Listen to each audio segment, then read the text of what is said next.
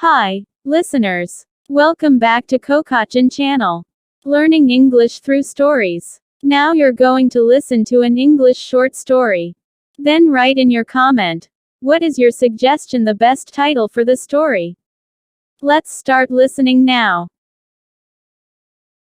69. Miss Richards was a teacher at a school for boys and girls. She taught chemistry and physics from the lowest to the highest classes in the school.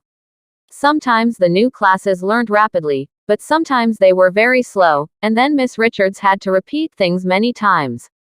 One year, the first class had been studying chemistry for several weeks when Miss Richards suddenly asked, "What is water?" "Who knows? Hands up." There was silence for a few seconds, and Miss Richards felt saddened, but then one boy raised his hand. "Yes, Dick," said Miss Richards encouragingly. He was not one of the brightest children in the class, so she was glad that he could answer. "Water is a liquid which has no color until you wash your hands in it, miss. Then it turns black," the boy replied with great confidence. Find out the best title for the story. If you find it good and useful for you, please subscribe, give comment, and share this link to others. Thank you.